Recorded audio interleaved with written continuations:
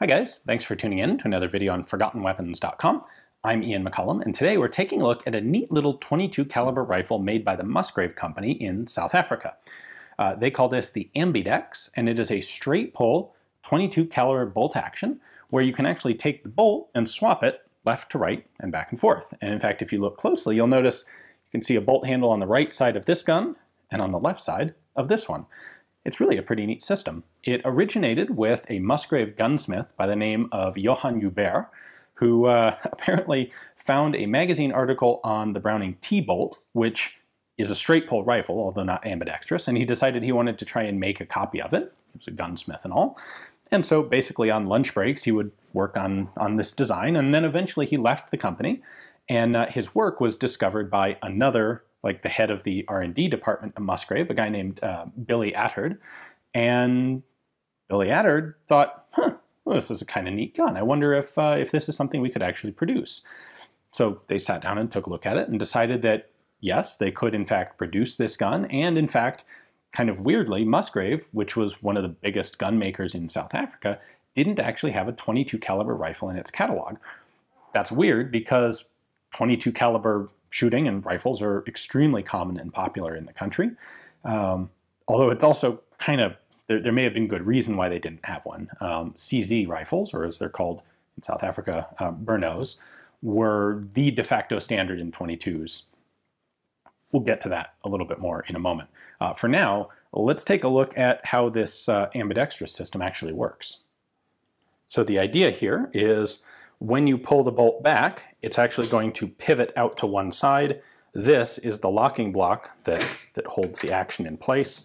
So when it's in battery, it pops across, locks the bolt, and when you cock it, it lifts out to one side. So it gets to function like a straight pull. Now, one of the things about these, they're actually pretty stiff to lock back into battery. Easy to open, but you're fighting a spring and you don't have a very good mechanical advantage in doing that. That's probably one of the things that led to these being not particularly popular. Was 22s are often used in South Africa for, educating young children on shooting, and a normal turn bolt 22 is very easy. Doesn't require much strength to actually lock and close. This is kind of tricky for a small kid to use. Anyway, in order to take the bolt out, you just pull the trigger, and the bolt comes out. And then, if you want to switch it from left to right or vice versa, just take this screw,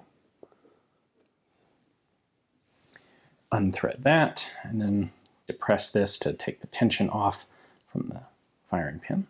Then we can pull that little screw out, take the firing pin out, the striker.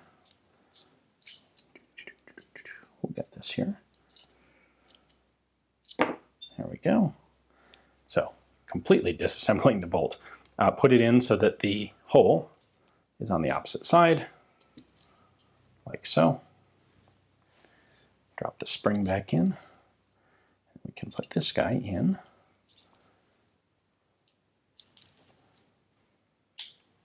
Right like that. And then we can screw the pin back in. With that done, we can then slide the bolt back into the rifle, pull the trigger, and there it is, switched from left to right hand. As for the rest of the gun, it's pretty simple. There's a magazine release right here behind the magazine. Let's pop this out. Standard magazine is 5 rounds, 22 long rifle. These are Mauser MM410B magazines, so they also make 10 and 15 round magazines that can be fitted and used like so. The safety for the rifle is right here. So push that in to engage the safety, push it down to disengage. That's pretty much all there is to it. Musgrave offered these rifles in 3 different finishes or packages. They had a standard, which is this one. They had a deluxe, and this is an example of that. And they also had a supreme, which I don't have an example of to show you. So the standard had a pretty basic nondescript wood. It had a fairly dull finish to it, both the reddish of the bolt and also the receiver and the barrel. The Deluxe had a much deeper finish, and you can see a much glossier bolt as well, and nicer pattern, nicer quality wood. The Deluxe also had some checkering on the forend, as well as the pistol grip. The Deluxe came with sling swivels, where the Standard did not. The Deluxe on the bottom also came with a nice hooded sight, where the Standard on the top had a plain open sight. Now you'll notice on this one, the Standard actually has a muzzle nut there and a threaded muzzle. The story behind that is that there was actually an order from a British client for a bunch of these rifles with muzzles threaded for suppressors, fairly commonly used in England. And the order was canceled partway through, and so a number of the remaining guns were left over, and Musgrave sold them on the South African commercial market. But Musgrave never actually offered the threaded muzzle as an option commercially in South Africa. Regardless of the type of iron sights, all three patterns came with a rail machined into the top of the receiver to mount a scope, as you saw actually fitted on the other rifle. You can notice here when the gun is cocked, this red indicator is visible. So if I open the action, and then if I close the action with the trigger down, I can close it without it cocking, and then you can see no red. So uncocked, cocked. As for the Supreme model, it had a little bit more checkering. It had a rubber recoil pad fitted to it for whatever that's worth. And most significantly, it actually had a different style of safety. Instead of a safety on the trigger guard, it had a tang-mounted safety. All in all, though, they didn't sell very many of them. The markings on these guns are pretty basic. We have a standard serial number and proof mark set, and this is typical of Musgrave. So with Musgrave, you'll get the caliber first, 22 long rifle, and then there's a model designation. This is S for standard. The Deluxe guns have a D, and then the serial number, and then these little triangular markings are South African proofs, one on the barrel and one on the receiver. And then the Musgrave name is marked on the barrel.